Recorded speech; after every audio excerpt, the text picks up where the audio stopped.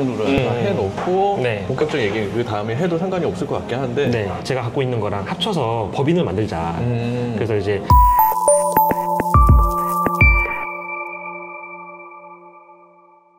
안녕하세요, 빌딩 샐러리입니다. 네. 네, 오늘은 조인호 팀장님과 네. 커피 한잔 마시면서 커피 챗으로 얘기를 나누고 있습니다. 네. 오랜만에 실내에 와서 좋습니다. 그러니까 요새 날씨가 너무 더워서 맞아요. 야 밖에 나가고 한 5분 걸어 다니면 너무 땀이 나니까 네. 제대로 된 설명도 못 할 것 같고 네. 그리고 또 이제 준비하는 걸 다 보여주고 싶은데 보여주기 네. 쉽지 않잖아요. 맞습니다. 그래서 그러기 때문에 오랜만에 실내 촬영으로 대체를 했습니다. 또 실내가 저희가 이제 회사 안에 회의실이 있으니까 네. 거기서 주로 촬영했었는데 카페 나오니까 좋습니다. 커피 한잔 마시면서 네, 커피 한잔 마시면서 이렇게. 오늘 그냥 진솔한 대화를 할 수 네. 있게끔 그리고 또 조인호 팀장이 살아온 또 세월이 또 어느 정도 있기 때문에 한국에서만 산 게 아니잖아요. 맞습니다. 네. 처음에 초등학교 때 야구를 하지 않았나요? 뭐 조금 했었고요. 그리고 이제 외고 때부터 불어를 공부했었고. 외고? 외고를 나왔다고요? 예, 맞습니다. 외고 고등학교? 예, 외고를 나와서 거기서 이제 불어를. 그거는 저 처음 들었네. 아, 정말요? 상무님 안 지가 벌써 거의 10년이 돼가는데 이제 처음 알게 되셨습니다. 네. 네. 외고에서 처음 불어를 배웠죠. 그래서 프랑스어를 처음 시작하게 됐고요.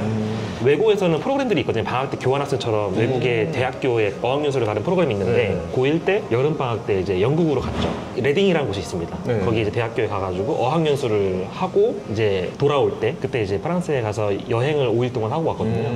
그때 이제 아, 내 길은 프랑스다. 그때 처음 느꼈습니다. 아, 프랑스에서 계속 살고 싶다. 그래서 이제 한국에서 공부해가지고 서울에 있는 모 대학교 불어교육과에 가서 이제 공부를 하고 사실은 저는 불어교사가 꿈이었어요. 원래대로라면. 근데 이제 불어교사가 국내 TO가 진짜 없습니다. 옛날에 상무님 때는 많이 배우시지 않으셨어요? 불어를. 그쵸. 네. 그때는 뭐 그렇죠. 스페인어도 많이 배우시고 네. 불어도 많이 배우시고 했었는데 요즘에는 뭐 아마 어린 분들은 다 공감하시겠지만 거의 중국어, 일본어밖에 없거든요. 제2외국어가. 뭐 다른 나라 외국어는 거의 잘 안 배우기 때문에 최근에 프랑스어 TO가 진짜 없습니다. 그래서 뭐 제가 학교 다니는 동안에는 전남에 TO 하나, 서울, 경기는 아예 안 나는 그런 구조였거든요. 그래서 네. 불어교육과를 나와서 제가 프랑스어를 가지고 할 수 있는 일이 없다시피 했던 상황이어서 근데 이제 프랑스에 진짜 가서 살아야겠다 싶어서 제가 대학교 졸업하고 군대 다녀와서 프랑스로 갔죠.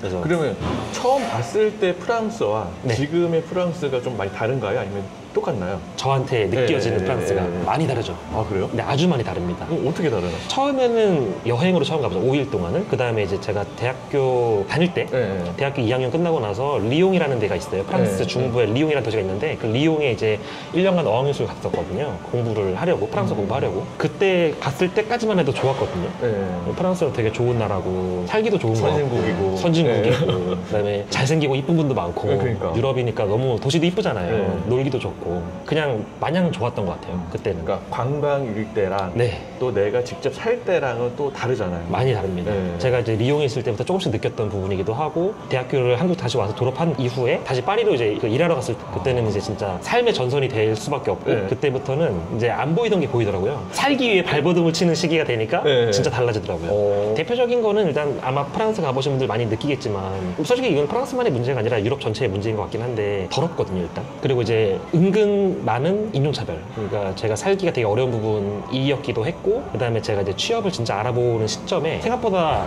취업하기가 진짜 어렵다. 특히 이제 어떤 스펙을 쌓아놓고 어디에 이제 지원한다고 했을 때 동일한 스펙이라고 하면은 아무래도 현지인이 더 먼저 뽑히는 경우가 많이 있거든요. 네. 그런 부분들이 외국인으로서 느끼는 차별도 알게 모르게 분명히 있고 그렇죠. 아무리 차별방지법이라는 것이 있다고 하더라도 내부에서 오는 차별은 다 있거든요. 여전히. 그렇기 때문에 그런 부분들이 외국인으로서 유럽에 살기가 어렵다. 이런 거를 느끼게 되는 계기이기도 했고 그래서 몇 년 살다 보니까 이제 진짜 살기가 어렵다. 실제로 저도 이제 일했던 게 저는 이제 미술관에서 네. 가이드를 했으니까 미술품들을 소개하는 역할을 했었는데 네. 주로 이제 제가 담당한 거는 한국인들을 담당했으니까. 그런데 이제 그렇겠죠. 네. 그렇게 담당하다 보면은 저도 이제 프랑스 시에서 주는 자격증을 따가지고 계속 일을 하고 싶은 마음이 들다가도 차별을 받거나 아까 말씀드렸다시피 뭐 더러운 환경이라거나 이런 부분들 아이를 키우기에 좀 힘들어지는 부분 그다음에 제가 지금 이렇게 겪고 있는데 제 아이는 더 힘들게 외국인으로서 생활을 하지 않을까 이런 걱정도 생기고 그러다 보니까 결혼을 해야 되고 취업을 점점 못하게 되는 나이가 다가올수록 아 한국에 와야겠다 이 생각을 좀 많이 했죠. 근데 그때 이제 한국 와야겠다는 생각을 그 전부터 갖고 있었겠지만 네. 코로나가 가장 큰 크지 않았을까요? 제가 온 거는 코로나 전이었어가지고 맞다. 어떻게 네. 보면은 정말 다행히 잘 왔습니다. 그때 남아있었으면 네. 망했을 거예요. 여행사가 다 망했으니까. 그렇지. 네. 아마 남아있었으면 쉽지 않지 않았을까 그런 생각을 좀 하고 있긴 합니다. 그때는 만약에 지금이야 내가 뭐 싫어서 떠나지만 그때는 네. 어쩔 수 없이 떠날 수밖에 없었겠네요. 그때는 뭐 저 이후에 남아있던 분들은 어쩔 수 없이 나왔을 거고 또 심지어 그때는 막 반드시 이제 격리를 해야 되는 기간 때문에 마음대로 왔다 갔다 하지 못했을 거잖아요. 여행도 그렇죠. 거의 불가능했을 거고 제가 올 때는 뭐 그런 정도는 아니었으니까 그때는 이제 한창 여행이 점점 이렇게 붐이 올라오던 시기였고 2010년대 후반까지만 하더라도 이제 그 여행 프로그램 이런 게 많아지면서 한국인들이 여행을 엄청 많이 가는 시기였잖아요. 그러니까 꽃보다 할배라든지 네. 아니면 여러 가지가 여행 프로그램이 많잖아요. 맞아요. 네. 또 이제 제가 리옹에 있던 게 이제 2012년이었는데 2012년도에 이제 싸이가 강남 스타일을 터뜨리면서 네. 그때부터 케이팝 때문에 진짜 한국인들이 많이 알아보더라고요. 제가 처음 갔을 때만 하더라도 진짜 한국인 하면은 잘 몰랐던 나라였는데 네. 제가 있으면서 느꼈던 게 점점 한국이라는 나라를 많이 알게 되는구나 라는 걸 좀 느끼긴 했었습니다. 그때였기 때문에 제가 있던 당시까지만 하더라도 그렇게 나쁘진 않았었어요. 다만 이제 제가 걱정했던 거는 나이도 이제 30이 다가오고 있고 제가 여기서 평생 살 수는 없을 것 같다. 어차피 한국에 가야 될 것 같은데 30살 넘어서 가면 이제 취업이 어려울 것 같은 거예요. 한국 가서 뭔가 해야긴 해야 되는데 취업을 할 수가 없을 것 같으니까 그러면 그냥 빨리 갈 거면 빨리 가자 한국에. 그래서 이제 한국에 오게 됐던. 그럼 프랑스에서 한 몇 년 동안 있는 거죠? 총 이제 미용까지 합치면 한 5년 정도 있었습니다. 저도 거기서 나름 이제 살 만큼 살면서 느꼈던 건 뭐냐면 생각보다 외국에서 사는 게 쉽지 않다. 한국인은 한국에 살아야 된다. 만약에 외국 갈 거라면 돈 많이 벌어서. 그래서 한국에서 돈 벌려고 여기 왔습니다. 만약에 프랑스의 영주권 같은 걸 얻으면 네. 차별이 없어지나요? 아니면 그래도 차별이 좀 있나요? 제가 느꼈던 건 뭐냐면 생각보다 그 프랑스 같은 경우는 프랑스의 외인 부대라고 있어요. 군대인데 네. 그 외국인들을 대상으로 한 부대거든요. 거기에 생각보다 많은 한국인들 지원을 하거든요. 왜냐면 군대를 나왔기 때문에 외인 부대 지원 자격이 좀 있습니다. 그래서 외인 부대를 전역을 하고 나면 실제로 시민권을 주거든요. 근데 그렇게 받는다고 하더라도 일단 나이도 시민권 딸 때까지 나이가 좀 필요하니까 기본적으로 30대 후반 40대까지 되는 경우가 많고 그렇게 딴다고 하더라도 저희가 이제 거기 계신 분들의 얘기를 들어보면 여전히 차별은 남아있긴 합니다. 이거는 뭐 결국은 기본적으로 시각에서 오는 피부색의 차이가 무시할 수 없는 부분이기도 하고 실제로 프랑스가 아무리 뭐 흑인들도 많고 백인도 많고 황인종도 많은 그런 나라라고 하더라도 그 내부에서 알게 모르게 갈등이 계속 있거든요. 그런 갈등들이 저희한테도 올 수밖에 없다. 제가 봤을 때는 뭐 물론 거기에서 이제 정말 프랑스어 잘하고 친구도 많이 생기고 하다 보면 점차 그런 부분들이 체감상 사라지긴 하겠지만 아예 없다고 보기는 어려울 것 같습니다. 우리나라 사람들이 프랑스에 가고 할 일도 솔직히 뭐 많지도 않고 맞습니다. 네. 그리고 거의 관광이잖아요. 관광 네. 위주다 보니까 한국인 대상을 하지 않는 이상은 외국인 대상을 하기는 쉽지 않잖아요. 맞습니다. 대학생들이 워킹홀리데이 가잖아요. 1년 동안. 네. 간다고 했을 때 프랑스에서 할 수 있는 일, 포도 따입니다.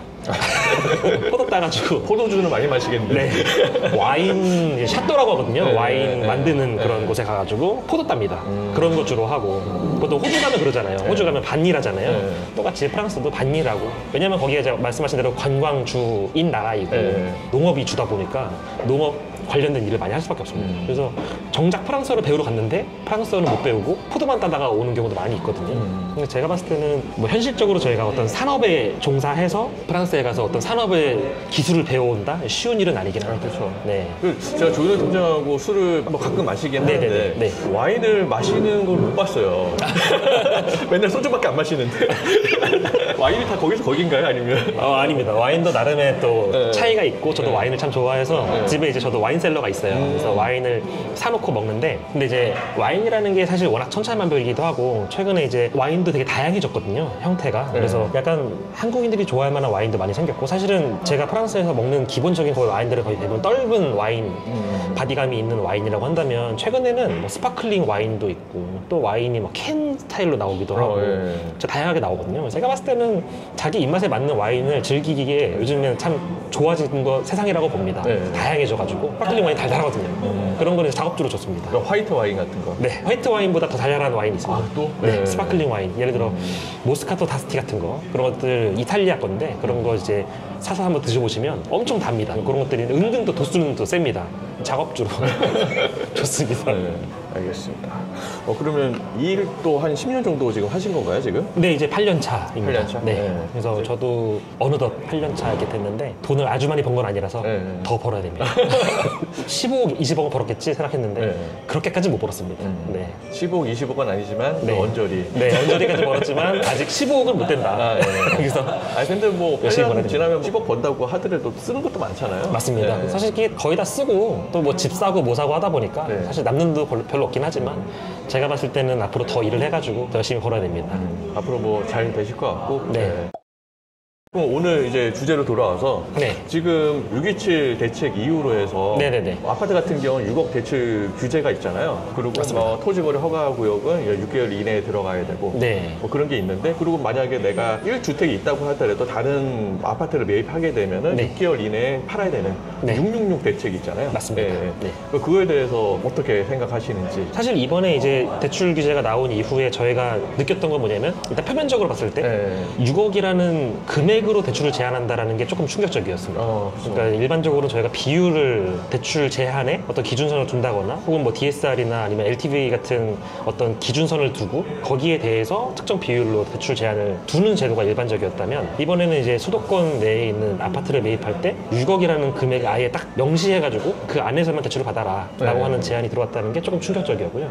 뭐 제가 이제 자료를 좀 정리하면서 저도 이제 몰랐던 부분도 알게 되고 이번 규제가 되게 굉장히 강한 규제잖아요. 그동안에 없던 실제 금액을 가지고 규제를 하는 부분이니까 그래서 상당히 강한 규제라고 볼 수 있는데 강한 규제가 과연 집값을 누를 수 있을 것이냐 라는 부분에 있어서 그동안에 강한 규제를 했던 진보 정부와 규제를 좀 풀어줬던 보수 정부 실제 집값 차이를 좀 비교를 해봤어요. 그러다 보니까 제가 이제 조사해본 걸로 봤을 때는 일단 저는 이제 노무현 정부 때를 좀 기본으로 좀 잡고 시작을 했는데 노무현 정부 때가 서울 아파트값 상승률이 94%입니다. 거의 100% 가까이. 그러니까 그 5년 동안 94%? 네. 노무현 정부가 2003년부터 2008년까지 이 5년간인데요. 이때 기간 동안 94%. 서울 같은 경우에 전국 아파트 값이 34% 올랐습니다. 일단 기본적으로 서울 같은 경우는 거의 2배 가까이 뛰었다고 볼 수가 있을 것 같고 다른 지역도 1.5배는 뛰었다 이렇게 볼 수 있을 것 같은 그 정도 수치입니다. 또 그 밖에도 김대중 정부 서울 60%, 전국 38%, 문재인 정부 때는 62%에서 106%까지 이제 서울 아파트 값이 거의 2배 가까이 뛴 그런 케이스를 볼 수가 있습니다. 또 전국 같은 경우도 한 40%에서 한 80%까지 올라간 케이스를 볼 수가 있는데 제가 이제 이런 것들을 보게 되면 규제를 세게 하면 세게 할수록 오히려 아파트 값은 반등하는 모습을 많이 보였다. 실제 현실적으로 많이 보였고 최근 20년간의 데이터를 봐도 실제로 많이 그런 것들이 보였고요. 또 반대로 이제 방금 말씀드렸던 것처럼 이 진보 정부와 반대로 보수 정부를 보게 되면 이명박 정부 때 2008년부터 13년까지 마이너스 3% 집값이 오히려 떨어지는 모습을 좀 볼 수가 있었고 박근혜 정부 때 2013년부터 17년까지 10%만 올랐습니다. 전국도 10% 올랐고요. 윤석열 정부 때는 이제 3년밖에 안 되지만 마이너스 5% 이제 집값이 떨어지는 모습을 좀 보였습니다. 그래서 오히려 보수 정부 때는 집값이 좀 떨어지는 혹은 보합세로 가는 모습을 많이 볼 수가 있었고 진보 정부 때는 좀 올라가는 모습을 볼 수가 있었거든요. 이게 뭐 어떤 정부의 정책이 반드시 옳다 그르다라고 평가하기는 좀 이르긴 하지만 일단 기본적으로 규제를 한다는 거가 집값 상승을 부추기는 요인이 되는 거는 사실인 걸로 보이고요. 근데 이게 진보 정부와 보수 정부가 나눌 수 있긴 하지만 뭐 이명박 정부 때 같은 경우는 이제 리먼 브라더스 사태가 있었잖아요. 맞습니다. 그러니까 그때 뭐 미국도 떨어졌지만 우리나라도 떨어진 거고. 맞습니다. 그리고 뭐 박근혜 정부 때는 이제 뭐 올라간 거고. 맞습니다. 뭐 10% 정도 올라가는데 만약 진보 정부에서 똑같이 그렇게 되지 않았을까요? 이 지표에도 허점은 분명히 있습니다. 왜냐면 문재인 정부 때는 또 저금리 시대였거든요. 기준금리가 1%도 채 안 되는 시기였고 저도 물론 이제 문재인 정부 시절에 제가 아파트 샀거든요. 그때 대출을 받았을 때 실제 저희가 받은 대출 금리가 1%대 초중반이었거든요. 뭐 0점대 받으신 분도 계시고 그다음에 저희 같은 경우는 1점대 초반 그다음에 아무런 대출 금리 마이너스 이런 거 없이 그냥 받으신 분도 2%는 받으셨거든요. 그러니까 엄청 낮은 금리 때다 보니까 집값을 더 상승을 부추기는 요인이 되기도 했었거든요. 그렇기 때문에 반드시 이 정부의 정책이 100% 이 집값에 반영됐다고 보기는 어려운 부분이 있는 것도 맞습니다. 방금 말씀하신 대로 맞고요. 다양한 외부 요인이 있으니까 집값이라는 게. 다만 이제 제가 봤을 때는 이 집값을 규제한다는 것이 한편으로 봤을 때는 양극화를 좀 부추긴다라고 보고 있거든요. 6억의 대출 제한 대책 같은 경우도 실질적으로 이 현금 부자들의 판이 되는 것이 아닌가라는 우려가 좀 있고요. 또 한편으로는 청년이나 신혼부부 이렇게 이제 최근에 결혼하신 분들이나 혹은 중산층 현금이 한 5억 정도 내외밖에 없으신 분들 같은 경우는 저도 물론 포함됐지만 그런 분들 같은 경우는 아파트를 사기가 상당히 어려워지는 모습을 볼 수가 있고 그러니까 상급지로 이동이 이제 힘들어졌다. 맞습니다. 뭐 상급지라고 표현하기 좀 그렇지만 조금 조금 비싼 아파트 쪽으로 가기가 힘들어졌다. 맞습니다. 예. 아무래도 서울이라는 데가 되게 이제 구마다 혹은 지역마다 아파트 값이 되게 차이가 많이 나잖아요. 그렇죠. 네. 그런 지역들에서 딱 놓고 봤을 때 아무래도 이제 자기가 살고 있는 지역보다 조금 더 일터에 가까운 이제 아파트를 살려고 한다면 상당히 집값이 뛰는 모습을 볼 수가 있는데 그런 뛰는 모습을 봤을 때 글로 옮겨가려고 하면 결국 대출이 필수잖아요. 그렇죠. 근데 이제 6억이라는 부분이 딱 제한이 걸려버리면 현실적으로 봤을 때는 옮겨가기 쉽지 않아지는 부분이 분명히 있을 수밖에 없고 그렇다고 한다면 결국은 현금이 좀 많으신 분들만 계속 옮겨갈 수 있는 구조가 될 수밖에 없을 것 같다. 그럼 이렇게 되면은 어차피 대출을 많이 받는 사람들은 네. 나이가 많은 사람들이 많이 받지는 않거든요. 네, 네. 좀 젊은 사람들이 내 미래 소득이 있으니까 차라리 맞습니다. 대출 좀 많이 받아갖고 좀 무리해서 사자라고 네. 해서 상급지 있는 아파트들을 살 텐데 네. 그런 사다리들이 다 끊어지고 네. 오히려 현금이 많은 대출을 잘 안 받으려고 하는 뭐 50대, 60대, 70대 좀 어르신 분들이 매입을 할 때는 좀 더 유리해졌다. 맞습니다. 라고 볼 수 있겠네요.